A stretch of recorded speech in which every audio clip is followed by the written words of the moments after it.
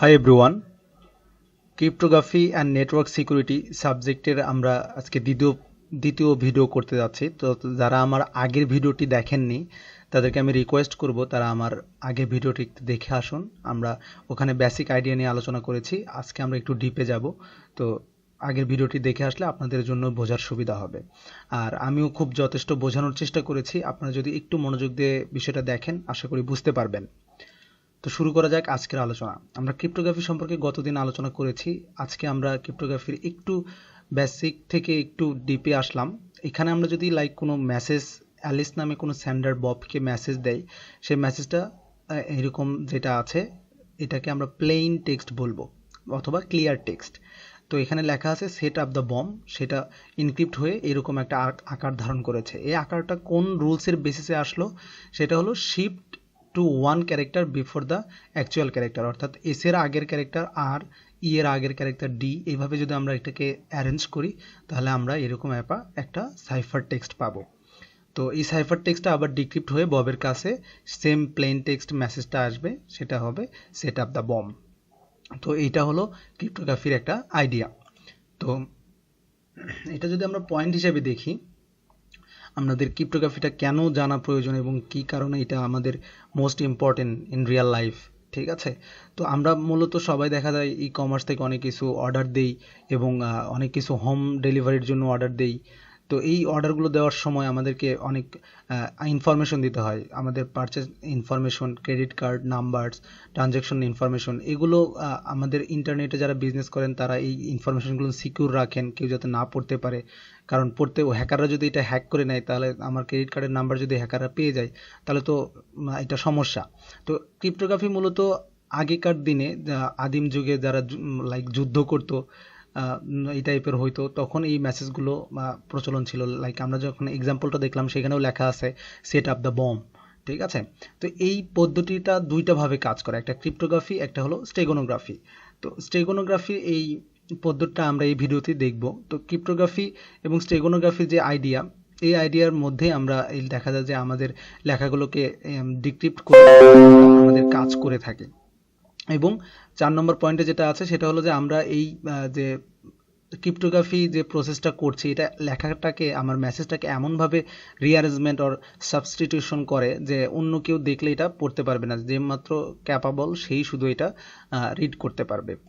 তো এই ছিল ক্রিপ্টোগ্রাফি। স্টেগনোগ্রাফি যদি আমরা আইডিয়াটা একটু দেখি, তো স্টেগনোগ্রাফির ক্ষেত্রে যদি আমরা সেম মেসেজটা দিই, সেই মেসেজটাকে পুরোপুরি চেঞ্জ না করে সে একটা প্যারাগ্রাফ তৈরি করলো এবং সেই প্যারাগ্রাফের প্রত্যেকটা ওয়ার্ডের আগে এই প্রত্যেকটা অক্ষরকে সেট করে দিল এবং সেই অক্ষরগুলো যদি আমরা কালেক্ট করে নিই সেটা আমাদের অরিজিনাল মেসেজ হিসেবে আমরা আবার পেয়ে যাব।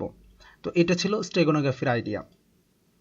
তো স্টেগনোগ্রাফি যদি আমরা ডেফিনেশন দিতে চাই তো সেখানে আমরা বলতে পারি steganography is the art of hiding a message within another medium, অর্থাৎ কেউ যাতে এটা prevent and detect of hidden message, কেউ যাতে আমার এই মেসেজটাকে, অর্থাৎ কোনো থার্ড পার্টিস, এই যে এখানে কোনো থার্ড পার্টি যদি আমার মেসেজটাকে অ্যাক্সেস করতে যায় সে যেন কিছু না বুঝতে পারে, কিছু না দেখতে পারে, সেটার জন্য স্টেগনোগ্রাফিটা আমরা ইউজ করতে পারি বা ইউজ করা হয়।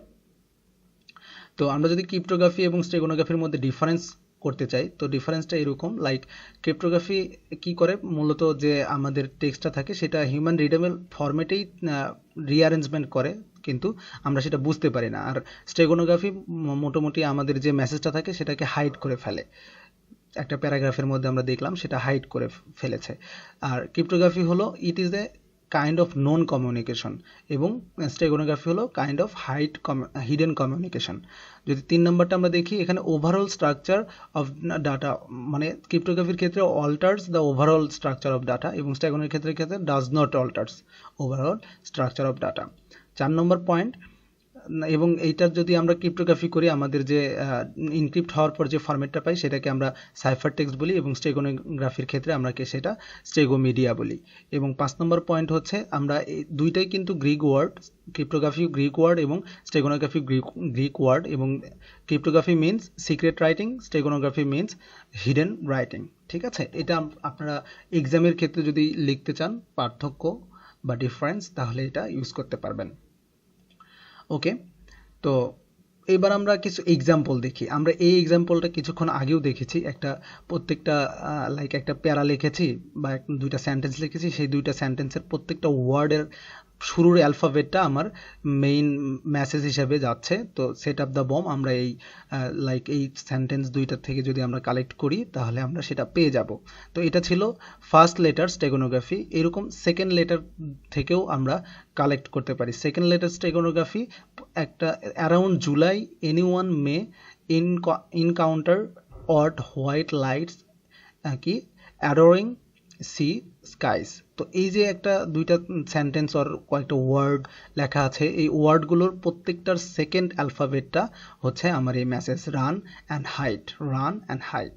ঠিক আছে, তো এইভাবে আমরা যদি আরেকটা এক্সাম্পল দেখি, সেই এক্সাম্পলে স্টেগনোগ্রাফি কীভাবে কাজ করছে, বিভিন্নভাবে স্টেগনোগ্রাফি করা যায়। এখানে using different type of fonts, সে কম্পিউটারে একটা মেসেজ লিখেছে, সেখানে ডিফারেন্ট টাইপ অফ ফন্টস, অর্থাৎ যেটা আমার পিক পয়েন্ট সেই ফন্টটা কি করা আছে দেখেন এখানে লেখা আছে embedded by using two types of font with slight difference Arial and ভারিন্দা। তো দুইটা ফন্টে লেখা আছে এরিয়াল এবং ভারিন্দা। আমার যে মেসেজটা সেটা লাইক আমি যদি ধরি ভারিন্দাতে লেখা আছে, আর অন্যান্য যে অক্ষরগুলো, অন্যান্য যে অ্যালফাবেটগুলো, ওয়ার্ডগুলো সেগুলো এরিয়ালে লেখা আছে। তো আমার ভারিন্দার যে অক্ষরগুলো লেখা আছে সেটা যদি আমরা পিক করে নিই তাহলে আমরা আমাদের মেসেজ পেয়ে যাব আই ক্যান সিং। তো এটা ছিল একটা এক্সাম্পল। আমরা যদি আরেকটা এক্সাম্পল দেখি, সেখানে স্টেগনোগ্রাফি কি করে, ওপেন অর এক্সট্রা স্পেস স্টেগনোগ্রাফি। আমার এখানে যে মেসেজটা আছে সেই মেসেজটা কি made it out send money, made it out send money. তো এখানে যে আমার এক্সট্রা স্পেস আছে, প্রত্যেকটা এক্সট্রা স্পেসের যে অ্যালফাবেটগুলো, সেই অ্যালফাবেটগুলো যদি আমরা কালেক্ট করি তাহলে আমরা এই মেসেজটা পেয়ে যাব। তো এটা একটা আইডিয়া ছিল। তারপর যদি আমরা আরেকটা আইডিয়া দেখি, সেই আইডিয়াটা লাইক এইটা একটা ইমেজ লেভেল স্টেগনোগ্রাফি। প্রত্যেকটা আমাদের অ্যালফাবেটের অ্যাকর্ডিং একটা করে ইমেজ দেওয়া আছে এবং সেই ইমেজগুলো ইউজ করে একটা মেসেজ পাঠাতে পারেন। আপনি জাস্ট কি করবেন, ফর এক্সাম্পল হিট দেম, এই মেসেজটা আপনি পাঠাবেন। তো হিট এইসের অ্যাকর্ডিং এই যে হাসির আমরা পিক দেখতে পাচ্ছি ওইটা লিখলেন। তারপরে আইয়ের অ্যাকর্ডিংয়ে এই যে মাস একটা দেখছি সেই মাস। তারপরে বানানা অর্থাৎ কলা, টির অ্যাকর্ডিংয়ে তো আমরা টি লিখলাম, আবার একটা টি আছে আবার, তাহলে বানানা চলে আসলো। তারপরে এইচ, ই, এম, এই কয়টা অক্ষর চলে আসলো। আমরা এটা যদি কাউকে পাঠাই তো আমরা স্বভাবত অ্যাজ এ হিউম্যান বিইং আমরা কি এটা দেখতে বুঝতে পারছি যে এখানে কি লেখা আছে।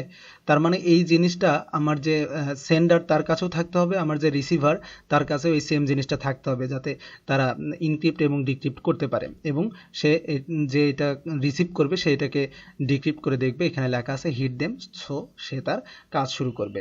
তো এই ছিল স্টেগনোগ্রাফিকের এক্সাম্পল এবং এখানে আমরা ক্রিপ্টোগ্রাফি সম্পর্কেও একটু আলোচনা করেছি। তো আশা করি আমি যথেষ্ট বোঝানোর চেষ্টা করেছি। তবু যদি কারো কোনো প্রবলেম হয়ে থাকে আমার সাথে যোগাযোগ করবেন। আর যদি ভিডিওটি ভালো লাগে তাহলে লাইক করবেন, সাবস্ক্রাইব করবেন। ভালো থাকবেন, সুস্থ থাকবেন, এই কামনায় আজকের মতো এখানেই টানলাম। আল্লাহ হাফেজ।